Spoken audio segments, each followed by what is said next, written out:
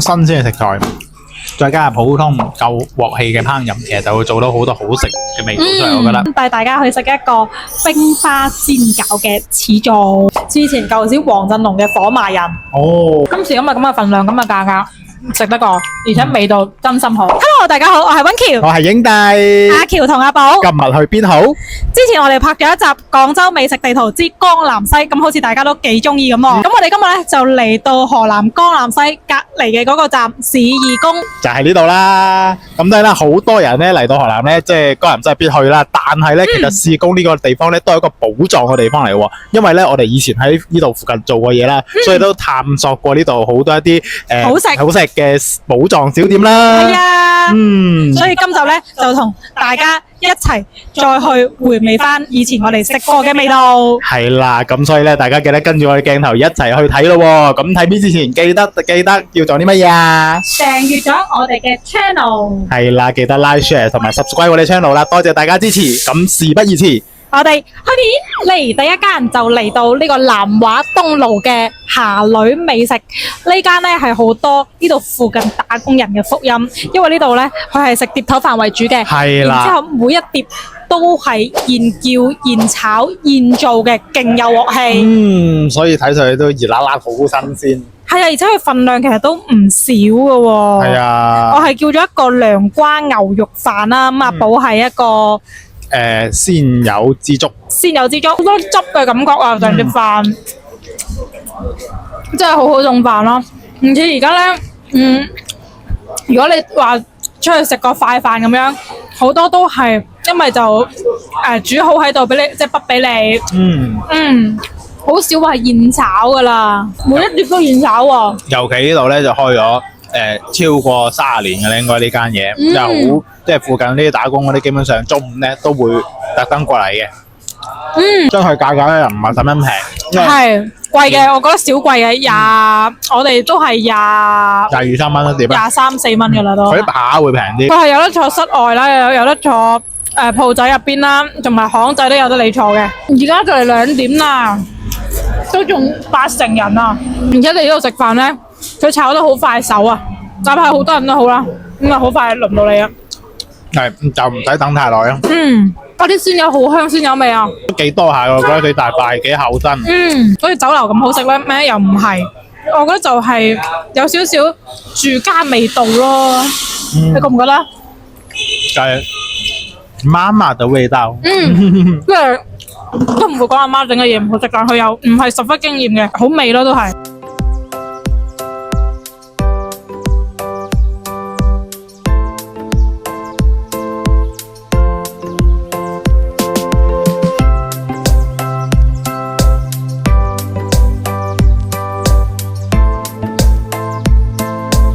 哎呀，呢度休息喎，睇下個時間先。佢要星期四同星期日到星期日先營業喎。哎呀，呢間鋪頭啊，大家見唔見到呢度已經落咗閘嘅鋪頭啊？因為我哋本身想嚟呢度試下去呢間糕點㗎。呢間糕點據聞呢個老闆同老闆娘呢，佢哋兩個就喺呢條巷仔度去賣一啲咩紅豆糕啊、馬蹄糕啊、蘿蔔糕嘅糕點，跟住就可以供到2個小朋友上大學啊，跟住所以都想嚟支持一下佢。但係佢呢今日竟然冇開，咁如果大家都想嚟試下呢啲廣州嘅傳統糕點，自己手工製嘅糕點咧，都要留意翻佢嘅嗰個即係營業時間。係啊，佢呢度寫係星期四到星期日先營業，而且係晏晝3點半先開始。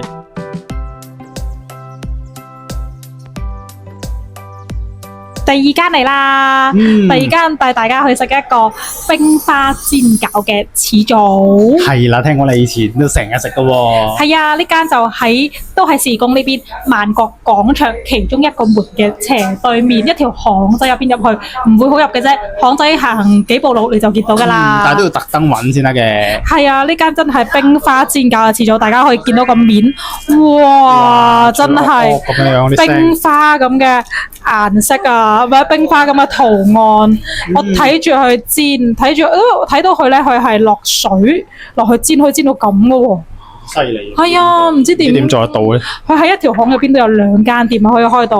咁而家除咗呢度啦，喺譬如西華路啊、又或者係陳家私啊，佢都有開咗分店嘅。咁呢間咧就係我食嘅第一間店啦。始祖嚟嘅呢間係。係啦，然之後咧，佢呢度除咗有煎餃咧，亦都有即係蒸水餃啦，同埋一啲生嘅餃子去買嘅。有麵添咩？我見。咁好明顯我啊唔會整得人哋咁靚啦，所以肯定喺度食嘅。好脆咁要食嗰啲味。我哋要咗有個雙拼。粟米拼芹菜，因為我中意食芹菜，佢中意食粟米。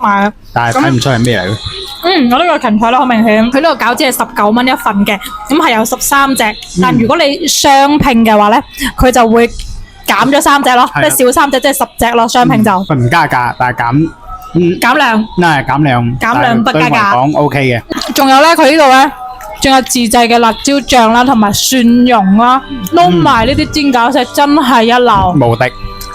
然之後佢呢度寫明咧，佢哋自己係用即係新鮮豬肉啦，寫埋用咩油啦去烹製嘅，所以都食得好放心。我以前讀書做 part time 嗰陣咧，就成日嚟食噶，好感恩我哋廣州咧有咁多好嘢食。佢啲煎餃入邊咧，仲係好 juicy 咁樣咧，會有啲汁擠出嚟啊。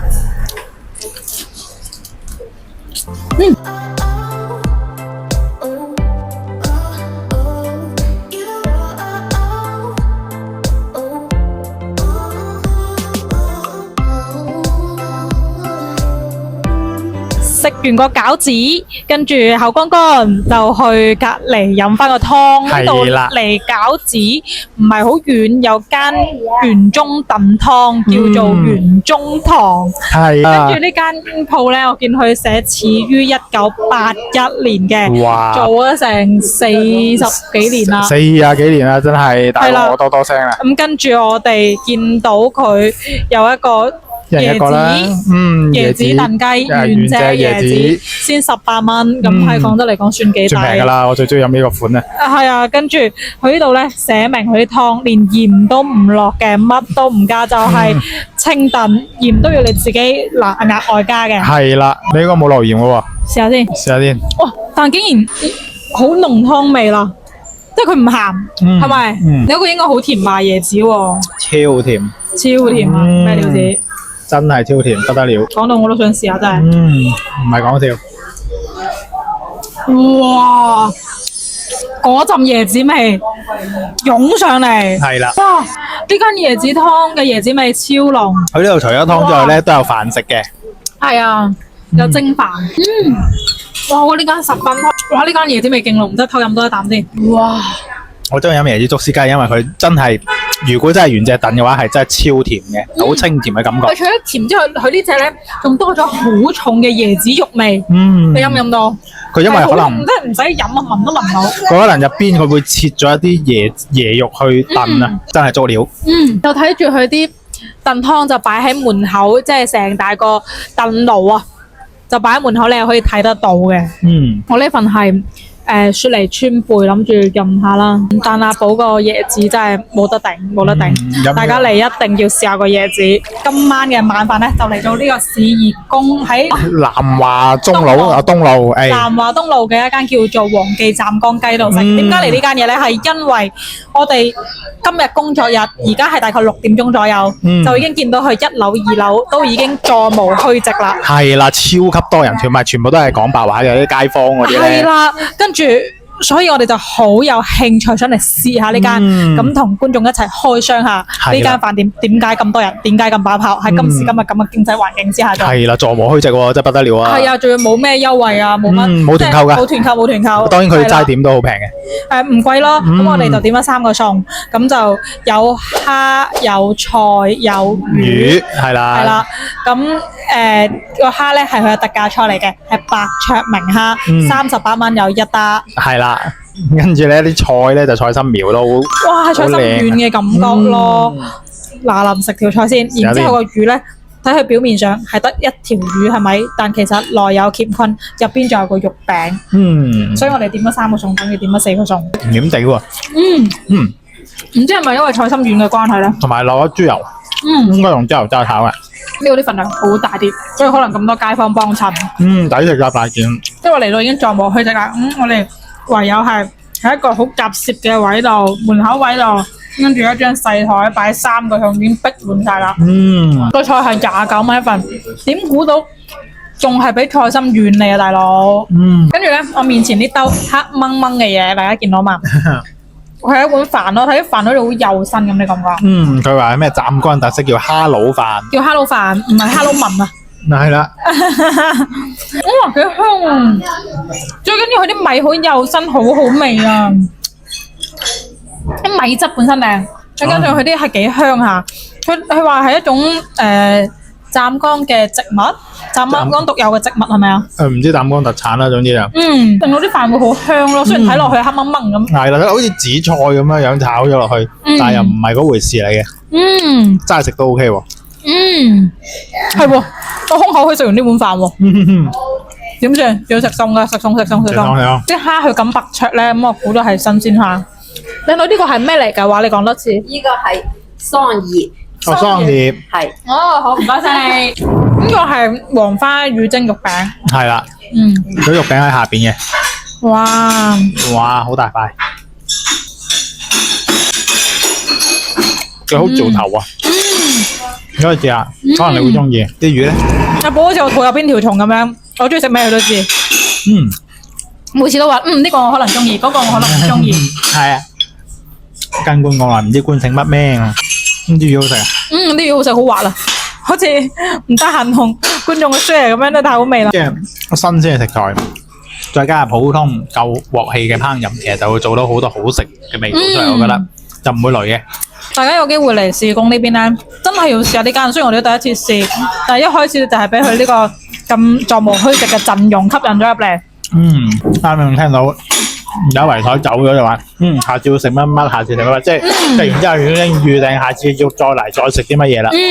今次咁嘅份量，咁嘅價格食得過，而且味道真心好。俾你食。唔該，呢個蝦咧作為一個特價餸。係冇因為係特價而俾一對細隻嘅你咯，都係正常。好爽啊！新鮮係嘛？勁爽口。剝咗條實肉嘅。即係剝嗰陣時係佢係實肉嘅。好爽口啊！其實都算偏大嘅呢隻蝦。中型啦。中型大啦。最緊要係新鮮咯，真係。呢餐飯話咁快，chap 聲就執完啦，因為真係太好味啦，所以啱啱都冇講太多，咁嚟總結下呢一餐飯啦。好簡單6個字：魚鮮、蝦甜、菜嫩。咁勁，我覺得真係好味，我哋食到清晒盤，每一樣嘢都唔剩。所以我覺得呢度性價比都幾高，同埋咧最緊要係佢即係太多餸，我哋都嚟唔得切食噶，嚟唔得切試太多。係啊，嚟唔得切試太多，好想下一次再試多其他嘅菜式，再食多次。之後我哋最後埋單咧就126蚊啦，3個餸，然之後仲有一個叫做哈魯飯，同埋2個茶位，咁都幾抵噶啦。所以離開河南呢邊旅遊嘅，真係要嚟試下。同埋呢度就好有嗰啲粵菜嘅味道咯，即係清清淡淡啊，標準粵菜嘅味道，就唔係話咩重口味嗰啲嘅。咁唔知我哋啲觀眾朋友又中意食清淡嘅咧，定係重口味嘅咧？可以喺 comment 嗰度話俾我哋知。係啊，咁等我哋下次又去挖掘多啲好嘢 share 俾大家。食完個咁正嘅粵菜，咁當然要嚟食翻個糖水，收翻個靚味啦。咁我哋就嚟到呢一個都係同一條路，同食飯係同一條路嘅同福東路嚟食個糖水。呢間芬芳糖水店係開咗好多年嘅，咁就80幾年開始開㗎嘛。咁8位同你差唔多喎，咁跟住我就叫咗個杏仁茶，因為之前咧喺體育西就介紹過一間杏仁露好好食嘅，拍個片俾大家啦。咁嚟到呢度又試翻個杏仁茶，睇下好唔好飲啦。阿寶就叫咗個非常之傳統清爽嘅馬蹄露。唔係 TVB 嗰個啊？唔係啊，但係我有啲似嗰啲腐竹糖水嗰啲咧。係啊，然之後但係都見到有粒粒馬蹄嘅。係見到嘅，咁啊唔知點樣咧？其實呢個都幾濃。幾濃杏仁味咯，不過佢就完全冇晒嗰啲杏仁嘅粒粒啦，佢就係真係係啦，齋係杏仁味道，而且比較稀嗰種咯。我自己就中意上次睇我細個多啲，呢個我知道佢似咩啦？似以前舊時黃振龍嘅火麻仁。哦，突然間醒起，係咪？係有少少似喎。哇！如果觀眾知道我講嘅火馬人，應該都係上咗年紀嘅咁咧，又唔係，大佬我都00後我啦同你。差唔多啦。